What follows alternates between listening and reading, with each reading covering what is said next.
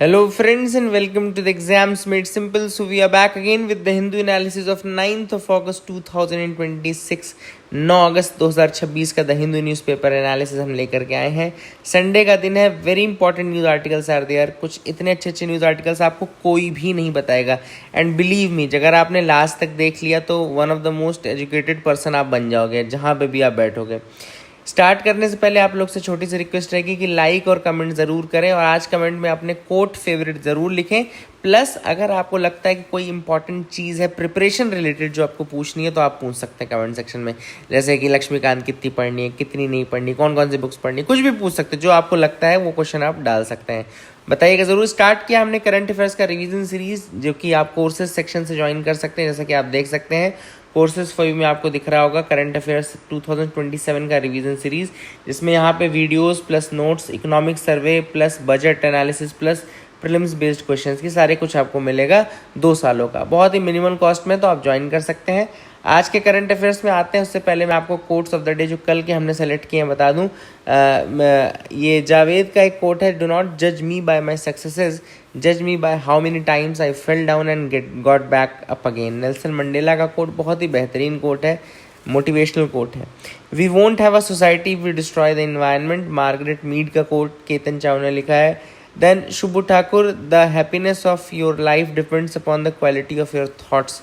Stoic है Marcus Aurelius, उनके द्वारा ये कोट दिया गया। आई hope you got clarity, I hope आपको अच्छे लगे होंगे कोट। आज भी अपने कोट लिखिएगा ज़रूर, प्लस कुछ डाउट होगा अगर आपको प्रिपरेशन से रिलेटेड है तो पूछ लीजिएगा, ठीक है। और लाइक ज़रूर करें, जितने लोग देख रहे हैं लाइक करें। 100 लाइक का टारगेट है, बहुत कम, मतलब इतने से कम टारगेट मैं रख नहीं सकता था, तो please do that from your and.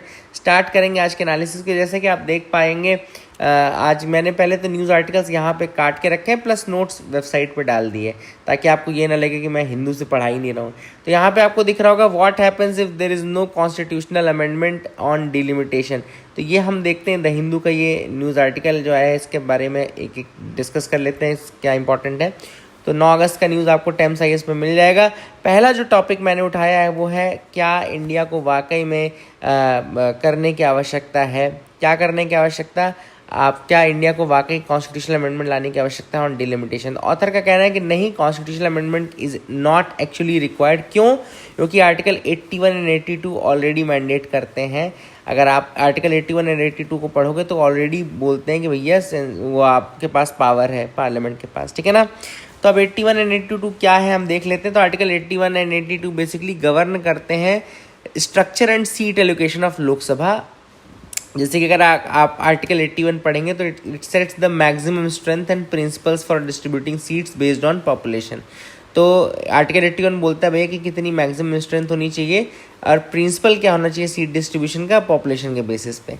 Article 82 जो है वो मैंडेट करता है periodic readjustment and delimitation of these constituencies after every census. तो article 82 already so constitutionally mandate कर रहा है, तो अगर अलग से बार बार कॉन्स्टिट्यूशनल अमेंडमेंट लाने की आवश्यकता नहीं रहती है। This is what the author says.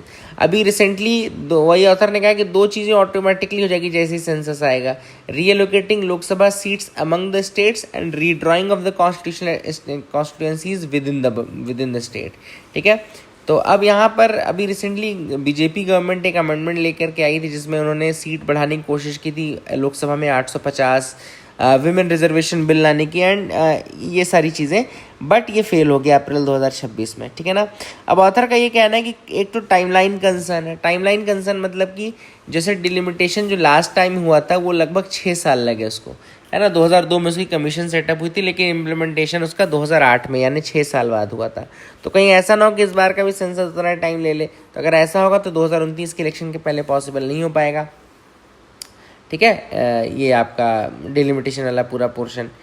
तो अब यहाँ पर सीट वैल्यू प्रॉब्लम भी है। दूसरी प्रॉब्लम जो ऑथर ने बताई वो सीट वैल्यू प्रॉब्लम है। क्यों? क्योंकि सीट्स अभी तक फ्रोजन है 1971 की पॉपुलेशन रेशियो के हिसाब से, ठीक है ना। अब स्पेसिफिकली क्यों इसको पॉज किया गया था, ताकि जो अच्छे स्टेट्स हैं जिन्होंने पॉपुलेशन कंट्रोल की है उनको नुकसान ना हो। क्यों? क्योंकि सीट्स हमने अभी ऊपर देखा कि पॉपुलेशन के बेसिस पे रहती है, तो अगर पॉपुलेशन ही नहीं रहेगी ज़्यादा तो फिर सीट्स क्यों मिलेंगी।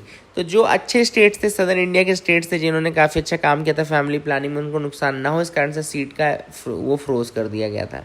लेकिन अगर अभी हम देखें एट प्रेजेंट लगभग, तो MP from Kerala now represents 14 lakh voters, while 1 from UP Bihar represent 19 lakh voter. तो आप देखें धीरे धीरे यही आते आते अभी स्टेट्स में कितनी ज़्यादा मतलब डिस्पैरिटी है। एक वोटर केरला का जो है वो मतलब एमपी फ्रॉम केरला, एक जो एमपी है केरला का वो 14 लाख वोटर से रिप्रेजेंट करता है, वहीं बिहार का एक एमपी या यूपी का एक एमपी 19 लाख वोटर से रिप्रेजेंट करता है। तो मतलब वोट वैल्यू भी अनइक्वल हो गई है, ठीक है। तो all this problems are there. Author ने कहा है कि इस जो डिलिमिटेशन होता है उसमें गैरी मैंडरिंग भी एक प्रॉब्लम होती है। गैरी मैंडरिंग के 2 प्रकार होते हैं, क्रैकिंग और पैकिंग। बहुत अच्छी चीज़ें बता रहा हूँ मैं, वही बोल रहा हूँ, ये सारी चीज़ें आपको कोई भी नहीं बताएगा। देखो गैरी मैंडरिंग क्या होता है, अगर आप एक कॉन्स्टिट्यूएंसी को तोड़ते जोड़ते हो तो उसमें 2 चीज़ें कर सकते हो। क्रैक कर सकते हो, यानी कि मान लो आपको पता है कि एक्स एरिया में किसी एक पार्टी का बहुत ज़्यादा दबाव है, मतलब बहुत उसका वर्चस्व है। तो आप क्या करोगे, उस एक्स एरिया की कॉन्स्टिट्यूएंसी ऐसे ब्रेक करोगे कि वहाँ के जो आधे लोग हैं उस पार्टी के सपोर्टर वो कहीं दूसरी जगह शिफ्ट हो जाए।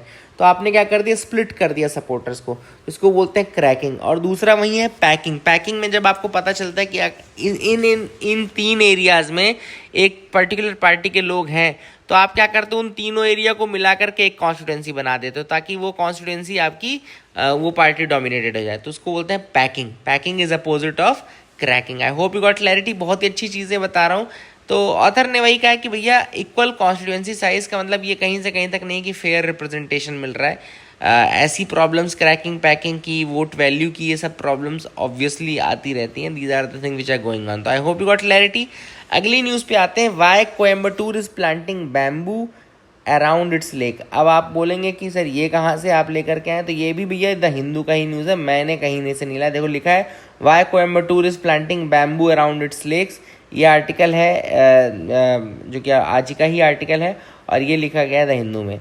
अब रिसेंटली हुआ क्या है कि बैम्बू फेंसिंग प्रोजेक्ट स्टार्ट किया गया है। एंड इस बैम्बू फेंसिंग प्रोजेक्ट में कहाँ पे स्टार्ट किया गया है, कोयम्बटूर में किया गया है। कोयम्बटूर रिलेटेड वाटर बॉडीज हैं 2। पहली है कोलारम पत्थी, याद रखिएगा पेरू टेम्पल के पास है ये। कोलारम पत्थी पहला 20 एकड़ का वो एरिया है और दूसरा 90 एकड़ है Vellalore lake and it is home to city's first butterfly park. तो ये भी इंपॉर्टेंट फैक्ट आप याद रख सकते हैं।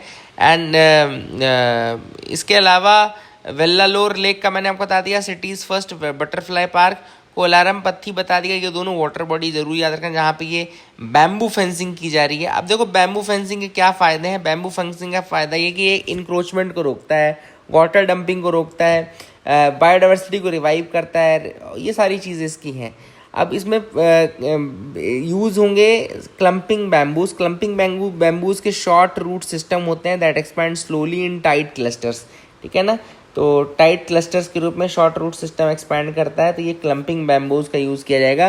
एंड इसके अलावा बैम्बू जो है वो बहुत ही अच्छा रूट्स जो है उनको dense, shallow, wide spreading mat की तरह बना लेती है और काफ़ी अच्छा रहता है सॉइल के लिए।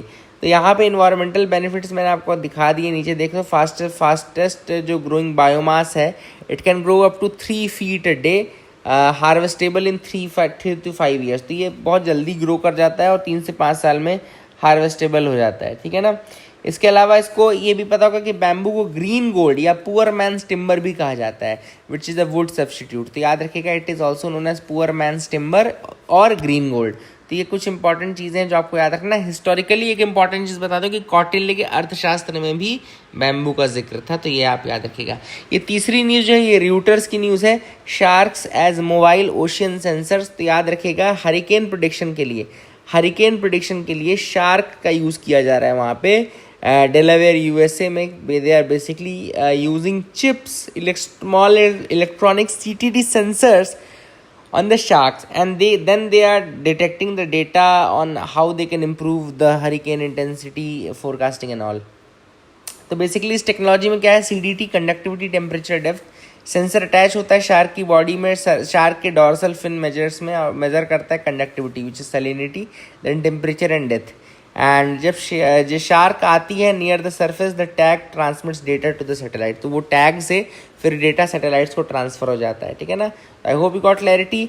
शार्क्स क्यों यूजफुल हैं? Because they are widely distributed, they naturally move through different depths of the ocean, they can access areas where conventional और ऑब्जर्वेशन सिस्टम में बी डिफिकल्ट। ये सारी चीज़ें इसके एडवांटेजेस हैं। कौन कौन सी स्पीशीज़ आती हैं? Short fin mako, blue shark, smooth hammerhead and juvenile great and white sharks. तो ये स्पीशीज़ हैं। अगली न्यूज़ थी मानस नेशनल पार्क को लेकर के। अब देखो मैं सारी न्यूज़ बता ही दे रहा हूँ आपको, ऐसा कुछ भी नहीं बताऊँगा जो मैंने मतलब कहीं अपने से लिखा हो, ठीक है। तो सारे न्यूज़ आर्टिकल जब आप ये वाला देखो, why is Manas National Park so important, तो ये ऑलरेडी वही न्यूज़ है। तो मानस नेशनल पार्क आपको पता होगा असम में सिचुएटेड है, बॉर्डर है भूटान के साथ, और इसका नाम पड़ा है मानस रिवर के कारण। The name of the river is Manas river which is a tributary of Brahmaputra along with Brahmaputra flowing through the reserve, ठीक है ना। तो named after Manas river which is the tributary of the Brahmaputra. अब ओरिजिनली जो मानस नेशनल पार्क है वो रॉयल हंटिंग ग्राउंड हुआ करता था कूच बिहार एंड गौरीपुर फैमिलीज के लिए, ठीक है ना। एंड इसको वाइल्ड लाइफ सेंचुरी 1928 में डिक्लेयर किया गया, एंड याद रखना 1928 में डिक्लेयर किया गया। एंड यूनेस्को स्टेटस की अगर हम बात करें तो declared UNESCO world heritage site natural इन 1985। तो इसको already UNESCO world heritage site natural के रूप में मानस रिजर्व को किया जा चुका है। एंड इसको world heritage site in danger में भी रखा गया था 1992 में, लेकिन इसको बाद में फिर रिमूव कर दिया गया, ठीक है। तो ये आपको याद रखना है। Hope you got clarity regarding that as well, 2 biomes वाले पार्ट में ना। तो I hope you got clarity regarding all this things. And ये भी आपको पता होना चाहिए कि मानस टाइगर रिजर्व वर्ल्ड का एकमात्र ऐसी जगह है जहाँ पे पिग्मी हॉक की पॉपुलेशन है, which is the smallest pig species on the earth. Smallest pig species on the earth pygmy hog. तो ये आपको याद रखना है कि मानस जो है it is home to the world's only population of pygmy hog which is the smallest pig species of the earth. World की स्मॉलेस्ट यानी कि अर्थ के स्मॉलेस्ट पिग स्पीशीज यानी कि पिग्मी हॉग्स जो हैं which are endangered and they are found in this part only, है ना, यहीं पे मिलते हैं ये। एंड इंडियन राइनोसरस भी थे तो वैनिश हो गए थे यहाँ से, लेकिन 2007 में इनको रीइंट्रोड्यूस किया गया था। एंड गोल्डन लंगूर भी यहाँ पे ही डिस्कवर किया गया था। तो all this things are important. अब अगली न्यूज़ है तमिलनाडु का पहला मैनग्रूव कंजर्वेशन सेंटर। जैसा कि पहले मैं आपको न्यूज़ दिखा देता हूँ कि मैनग्रूव कंजर्वेशन सेंटर कहाँ बना है, क्या बना है। तो let me show you that.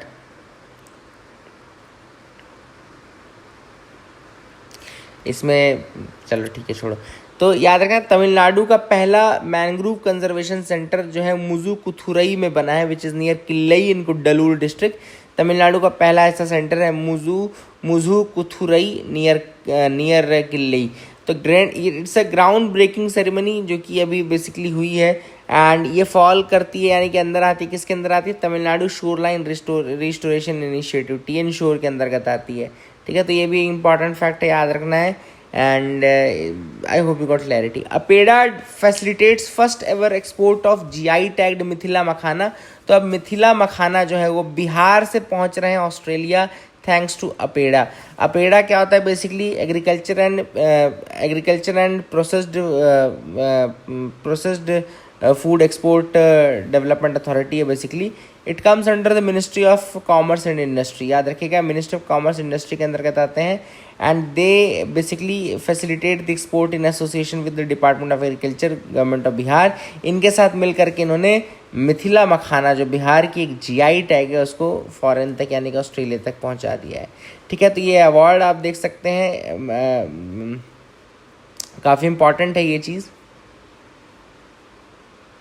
तो ये आप याद भी रखिएगा कि APEDA ministry of commerce and industry के अंतर्गत आती है, और ये क्या चीज़ हुई है क्या नहीं है ये आप याद रखना।